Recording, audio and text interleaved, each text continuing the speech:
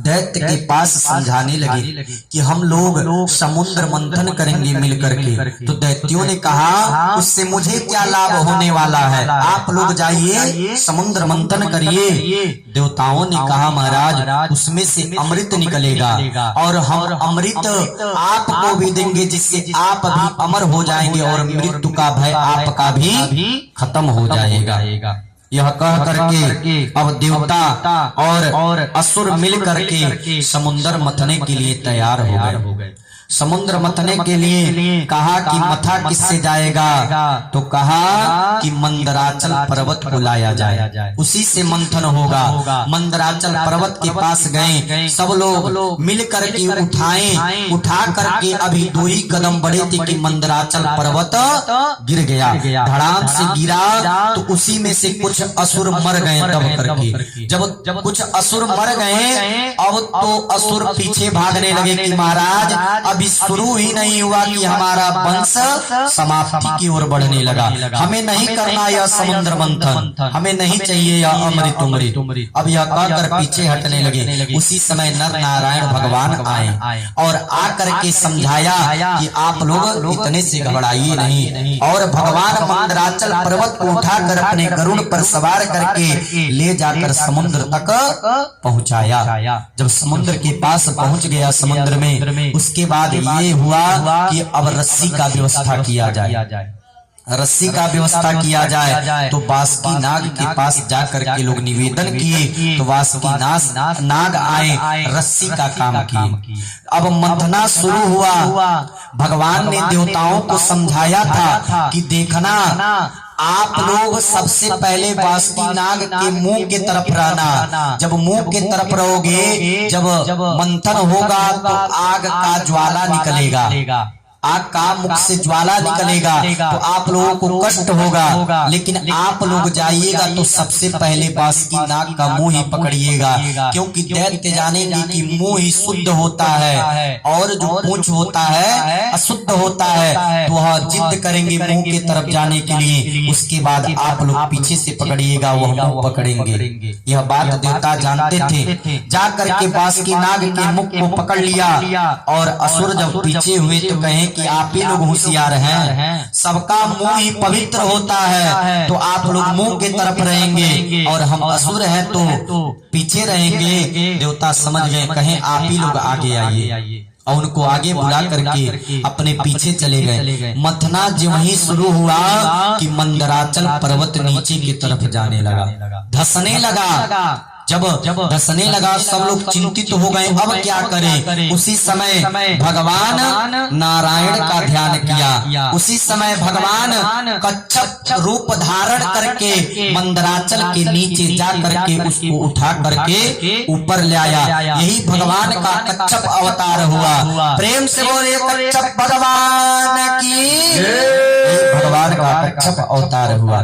कच्छप अवतार इसलिए भगवान धारण किए थे क्योंकि कच्छप का जो यह पीठ का हिस्सा होता है बहुत कठोर होता है और नुकीला होता है थोड़ा सा, इसीलिए भगवान मंदराचल को उठाने के लिए कच्छप रूप धारण किए। अब नीचे से कच्छप भगवान अपने पीठ पे मंदराचल को धारण किए। अब लगा मंथन होने। जब मंथन होने लगा तो सबसे पहले हलाहल विष निकला, उसमें से हलाहल विष निकला। जब विष निकला तो सभी देवता और दैत्य देख कर घबरा गए, कितना खोलता हुआ यह क्या निकल गया, यह तो हमें मार ही डालेगा। सब लोग घबरा गए। तो भगवान ने बताया कि भोले बाबा का स्मरण करिए, उसको भगवान भोलेनाथ ही शांत कर सकते हैं। अब सब लोग भगवान का ध्यान करने लगे कि देव देव महादेव भूतात्मना भूत भावना त्राहिना शरणापन्ना त्रैलोक्य दहना विषा। कि हे भोलेनाथ आज हमारा प्राण संकट में है, आप ही रक्षा कर सकते हैं। सब लोग मिलकर भोलेनाथ का ध्यान किया। भोलेनाथ प्रकट हुए। प्रकट हुए तो कहे क्या बात है। सब लोगों ने बताया कि महाराज ये हलाहल विष निकला है, इसको आपको ग्रहण करना है, क्योंकि इतना शक्ति आप में ही है कि आप इस विष को बचा सकते हैं। भगवान भोलेनाथ राजी हो गए। उसको लेकर के भगवान जब अपने मुख के पास लगाए तब तक भोलेनाथ को याद आ गया कि मेरे हृदय में तो राम है, और जब ये हलाहल विष जाएगा तो मेरे राम को कष्ट पहुंचेगा, जिससे मेरे प्रभु को जलन होगा, दुख होगा। इसीलिए शंकर जी पहले राम रा कह के विष पी लिए और मौ कह के मुख बंद करके कंठ पे ही रोक लिए। वहीं से भगवान का नाम पड़ गया नीलकंठ। प्रेम से बोले नीलकंठ भगवान की। कौन सा दिन था जिस दिन भगवान यह विष पान किए थे? उस दिन लोग अब तो नहीं दिखाई दे रहे हैं, लेकिन उस दिन ही लोग नीलकंठ का दर्शन करने से शुभ मानते थे। हाँ, वह दिन दशहरा का था। दशहरे के दिन अब तो नहीं दिखाई दे रहा है, पहले लोग अवश्य दर्शन करते थे नीलकंठ का। उसी दिन यह वही दिन था। उसके बाद फिर पुनः समुद्र मंथन होने लगा। जब मंथन होने लगा तो इस बार कामधेनु निकली। इस बार मंथन से कामधेनु निकली तो वह ऋषियों को दे दिया गया कि यह लोग पूजा पाठ यज्ञ करते हैं तो इससे पंचामृत बनाएंगे, क्योंकि पंचामृत में गाय का दूध, दही, घी यह लगता है, इसीलिए ऋषियों को दे दिया गया। पुनः मंथन होने लगा तो चंद्रमा प्रकट हो, उसमें से चंद्रमा निकले। जब चंद्रमा निकले तो यह भोले बाबा ले लिए अपने मस्तक पे लगाने के लिए, और भोले बाबा को दे दिया गया। उसके बाद पुनः जब मंथन हुआ तो उसमें से उच्च सरवा घोड़ा निकला। उच्च सरवा घोड़ा निकला तो उसको बलि को दे दिया गया। बलि ले लिया उच्च सरवा घोड़ा। फिर जब मंथन हुआ तो उसमें से ऐरावत हाथी निकला, यह इंद्र को दे दिया गया। यह इंद्र ले लिए। उसके बाद जब मंथन हुआ तो कौस्तुभ मणि निकला, जो नारायण के कंठ पे लटकाया गया, उनको दे दिया गया। उसके बाद जब हुआ तो उसमें से अप्सराएं निकली। अप्सराएं निकली तो स्वर्ग लोक को दे दिया कि यह स्वर्ग लोक का मान को बढ़ाएंगे, इसीलिए स्वर्ग लोक भेज दिया गया। उसके बाद जब मंथन हुआ तो परिजात वृक्ष निकला। जब परिजात वृक्ष निकला उसे भी स्वर्ग में भेज दिया गया। उसके बाद जब मंथन होने लगा तो उसी में से तब तक बिजली चमका। जब बिजली चमकी उसी समय उस समुद्र से लक्ष्मी जी प्राकट हुई। प्रेम से बोले लक्ष्मी मैया की। लक्ष्मी जी निकली तो सभी दैत्य और देवता देख करके मोहित हो गए। इतना सुंदर रूप था कि देवता और दैत्य दोनों देखकर मोहित हो गए महाराज। अब दोनों सोचने लगे, अब सब लक्ष्मी जी को पाने की कामना करने लगे।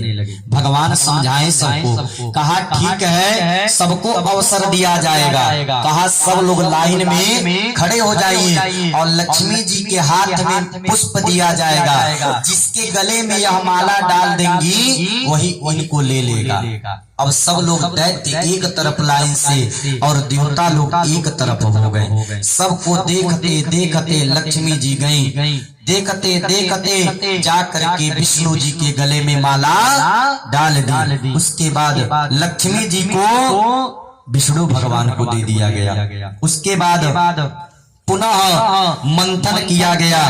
जब मंथन किया गया तो इस बार भगवान का ही स्वरूप धन्वंतरी महाराज कलश से भरा अमृत लेकर प्राकट हुए। प्रेम से बोले धन्वंतरी भगवान की। कौन सा दिन था जिस दिन यह लेकर अमृत का कलश निकले थे?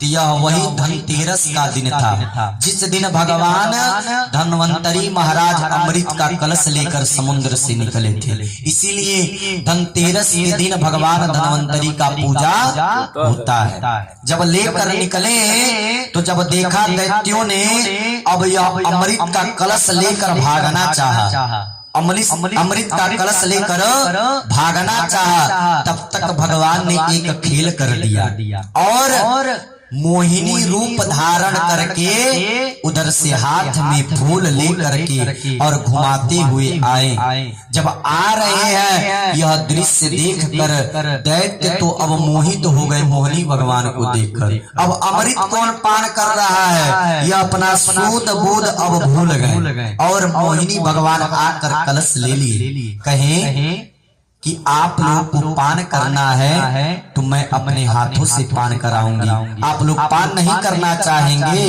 दैत्य तो एकदम खुश हो गए, कहा क्यों नहीं, आपके हाथ से ही अब यह अमृत पान करेंगे। तो वह मोहिनी भगवान ने कहा कि आप लोग जा करके सबसे पहले आप लोग मंथन किए हैं तो आप लोगों का शरीर गंदा हो गया है, आप लोग जाकर सब लोग पहले स्नान करके आइए। सब लोग गए स्नान करने। तब तक मोहिनी भगवान कलश को कलश बदल दी। जब दैत्य स्नान करके आए तो मोहिनी भगवान ने कहा कि दो आप लोग लाइन में सब लोग बैठ जाइए। जब सब लोग लाइन में बैठ गए अब भगवान मोहिनी लगे देवताओं को अमृत वाला कलश उठा करके पान कराने। पान कराते कराते गई तब तक राहु यह बैठा बैठा सब देख रहा था कि यह हमारे साथ गलत हो रहा है, यह छल कर रही है। जा करके देवताओं के लाइन में बैठ करके अब राहु जी वही हाथ पसार करके पिया और जब गिराई तब तक उसी में से चंद्रमा और सूर्य इशारा कर दिए कि अरे हमारे में का नहीं है, यह दैत्य है। उसी समय भगवान अपना रूप बदल करके चक्र सुदर्शन छोड़ दिए और जा करके राहु का धर सर से अलग कर दिया। अब यह अमृत का पान कर लिया था तो कैसे मरेगा, इसीलिए उसी समय यह दो ग्रह बन गया, राहु और केतु, यह दो ग्रह हो गए। अब इस प्रकार जब देखा कि यह नारायण ही हमारे साथ छल कर रहे हैं, अब इन दोनों में युद्ध होने लगा। देवताओं में और असुरों में युद्ध होने लगा। उसी युद्ध का नाम पड़ा देवासुर संग्राम, उसी युद्ध का नाम पड़ा। उसके बाद देवता तो अमृत पी लिए थे, अमर हो गए थे, सारे दैत्यों को मार दिया। बलि उसी में थे जो दैत्य के राजा, सबको मार दिया देवताओं ने। जब मार करके अब सब लोग अपने लोक को चले आए। अब जब इधर यह बात शुक्राचार्य जी को पता चला कि हमारे सभी शिष्य मारे गए हैं तो शुक्राचार्य जी को संजीवनी मंत्र पता था। आकर के पुनः उसने मित्र संजीवनी मंत्र से सबको पुनः दैत्यों को जीवित किया, राजा बलि को जीवित किया। उसके बाद दैत्य को होश आया और वह देवी जी कहाँ चली गई, सब लोग ढूंढने लगे मोहिनी भगवान को। आखिर वो गई तो कहाँ गई, अब देवी जी कहाँ गई। उसके बाद सब लोग शुक्राचार्य जी को प्रणाम किया कि महाराज आपके चलते आज मुझे पुनः जन्म मिला है। राजा परीक्षित से सुखदेव जी कहते हैं कि हे राजन, देवता अमृत पान करके अतः बलशाली थे, इसीलिए सारे दैत्यों को मार दिया और समाप्त कर दिया। लेकिन दैत्य राज बलि भी जब मर गया, जब शुक्राचार्य जी सब पुनः सबको ठीक कर दिए तो शुक्राचार्य जी ने समझाया कि बलि को कि बलि तुम उन देवताओं पे आक्रमण करके ब्राह्मणों का पहले सेवा करो, अगर आक्रमण करना है तो ब्राह्मणों से आशीर्वाद प्राप्त करो, उन्हीं के तेज से तुम देवताओं पे आक्रमण कर सकते हो। यह बात जब बताएं शुक्राचार्य जी बलि को तो अब बलि लगा ब्राह्मणों को दान देने, ब्राह्मणों का सेवा करने, ब्राह्मणों को दान दे करके सेवा करके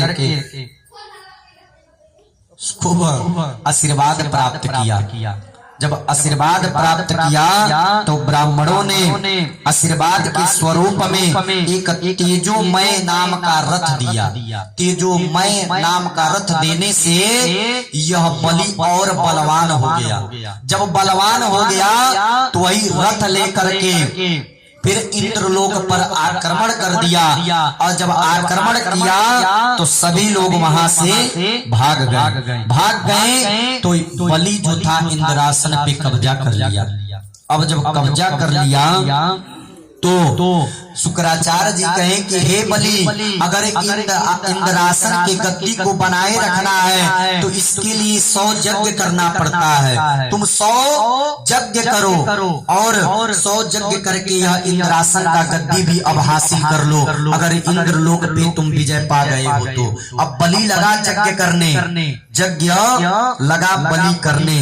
नर्मदा नदी के तट पर एक के बाद एक यज्ञ प्रारंभ कर दिया। उधर जब यह देव माता अदिति देखी कि हमारे पुत्रों के ऊपर संकट आ गया है, अब अदिति घबरा गई कि हमारे पुत्रों का रक्षा कैसे होगा। अब यह सोचकर कश्यप जी के पास गई, कहीं महाराज हमारे पुत्रों के ऊपर संकट आ गया है, अब आप ही कुछ ऐसा उपाय बताइए जिससे हमारे पुत्रों का रक्षा हो सके। कश्यप जी ने कहा कि हे देवी, मैं तुम्हें एक व्रत के बारे में बता रहा हूँ जिसका नाम है पयो व्रत। यह व्रत 12 दिन तक किया जाता है, बस दूध का पान करके। 12 दिनों तक अन्न त्याग करके बस दूध का पान करके अगर यह करोगी तो तुम्हें बहुत ही तेजवान बालक मिलेगा, तुम्हारी कोख से एक बहुत ही तेजवान बालक उत्पन्न होगा। यह बताया, कहा कि हे देवी, इस व्रत को फाल्गुन मास के शुक्ल पक्ष में किया जाता है। यह व्रत फाल्गुन मास में शुक्ल पक्ष में किया जाता है। 12 दिन तक मात्र दूध पी करके नारायण का स्मरण करके यह व्रत किया जाता है। अब यह बात सुनकर दिति माँ बहुत ही प्रसन्न हुई और दिति माँ यह व्रत धारण किया।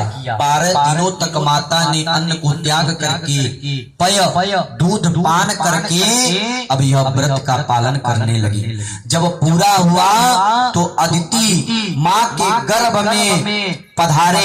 कालांतर में कहा कि हे देवी, आपके गर्भ से कालांतर में भाद्रपद मास के शुक्ल पक्ष में द्वादशी तिथि के दिन आया और उसी दिन अभिजित मुहूर्त में मध्य 12 बजे के समय में उसी अदिति के गर्भ से भगवान के स्वरूप में पावन भगवान का प्राकट्य हुआ। प्रेम से बोलिए पावन भगवान की। पावन नाम इसलिए पड़ा क्योंकि इनका जो शरीर था मात्र 52 अंगुल का था। मनुष्य का अपने अंगुली से हर मनुष्य का 84 अंगुल का शरीर होता है, लेकिन इनका मात्र 52 अंगुल का था, इसीलिए इनका नाम 52 पड़ा। यह 52 भगवान का प्राकट्य हुआ। अब तो अदिति प्रसन्न हो गई, खुश हो गई, झूमने लगी, नाचने लगी। अब समय बीता, अब यह इनका यज्ञोपवीत का समय आया। यह जो 52 भगवान हुए थे इनके यज्ञोपवीत का समय आया। यज्ञोपवीत संस्कार विधि विधवत होने लगा और जब तक ब्राह्मणों का यह संस्कार नहीं होता है तब तक वेद अध्ययन करने का उनको अधिकार नहीं होता है। यह समय आया और इनका यज्ञोपवीत संस्कार होने लगा।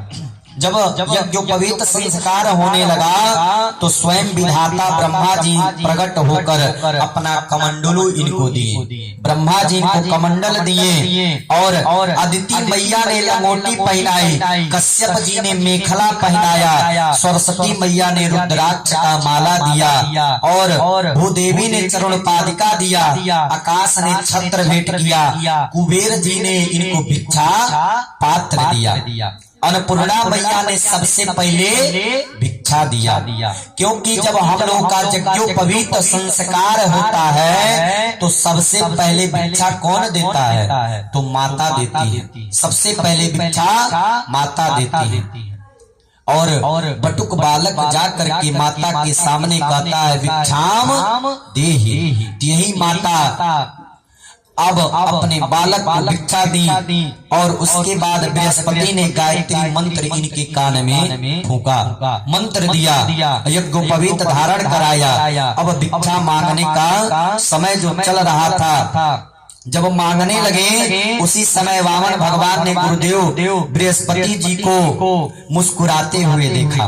बृहस्पति जी मुस्कुरा कर बोले, वामन जी हमें तो आपसे भिक्षा में तीनों लोक चाहिए, आपसे भिक्षा में तीनों लोक चाहिए, क्योंकि यह गुरु बृहस्पति ही देवताओं के गुरु थे। इसीलिए जब देखे संकट है तो सब बात जानते थे, इसीलिए वामन भगवान से यह मांग रहे हैं दक्षिणा के रूप में, तो तीनों लोक मांग रहे हैं। कहा कि इस समय आप भिक्षा मांग रहे हैं तो जाइए, इस समय राजा बलि यज्ञ कर रहा है, सर्वस्व दान कर रहा है ब्राह्मणों को, आप भी जाइए।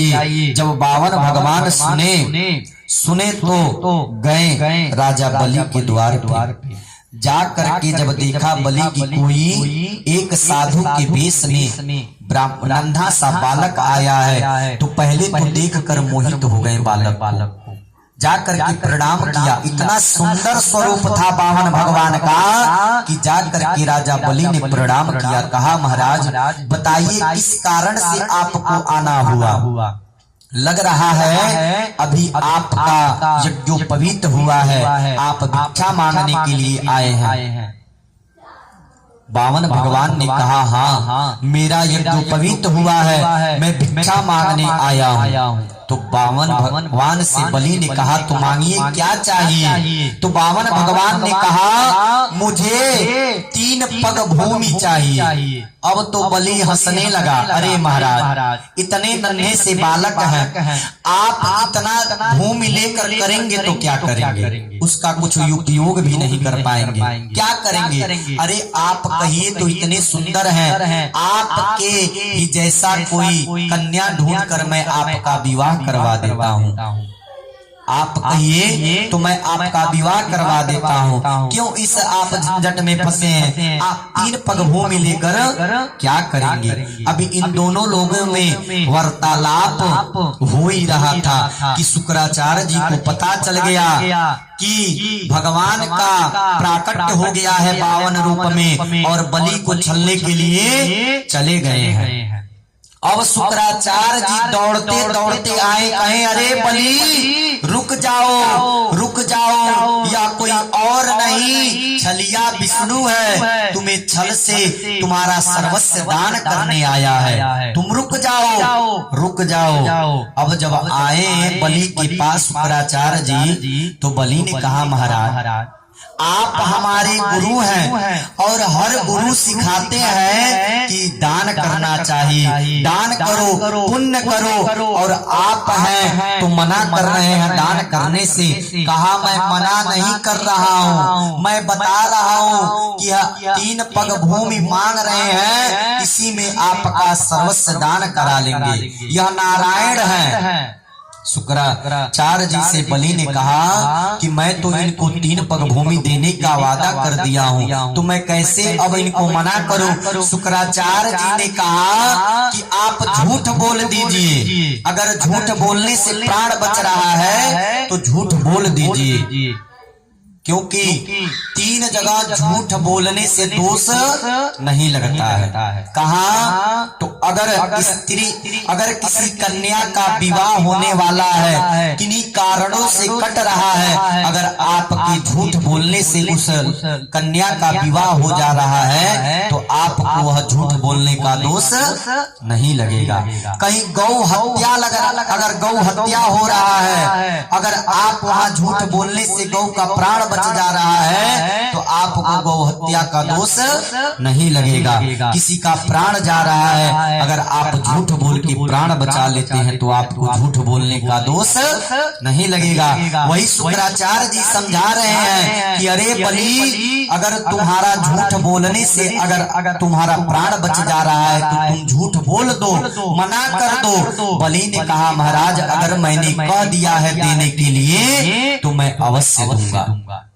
अब शुक्राचार्य जी ने देखा कि यह ऐसे नहीं मानेगा। अब जा करके शुक्राचार्य जी उसके कमंडल में जो था जल उसी में बैठ गए, जाकर बैठ गए। इधर अब बलि ने कहा महाराज चलिए अब आप 3 पग भूमि ही नाप लीजिए। अगर आप 3 पग भूमि में ही आप संतुष्ट हैं तो नाप लीजिए 3 पग भूमि ही। भगवान ने कहा कि हे बलि, मैं ब्राह्मण हूँ और ब्राह्मण बिना संकल्प का कुछ लेता नहीं है। मैं बिना संकल्प का तुमसे नहीं लूंगा।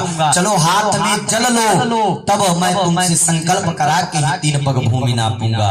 अब बलि लगा कमंडल से जल गिराने, क्योंकि वो टोनी वाला जो नहीं आता है जिसमें टोना होता है वो टोटी वाला जो कमंडल आता वही महात्माओं के पास रहता था। अब उसी से जल गिराने लगे। जल गिरा रहे हैं, जल गिरी नहीं रहा। जल गिरे तो कैसे, उसी में शुक्राचार्य जी जा करके बैठे हैं, जल गिर नहीं रहा है। अब बावन भगवान वही एक वह कुश का जड़ था उसी को लेकर के साफ करने लगे।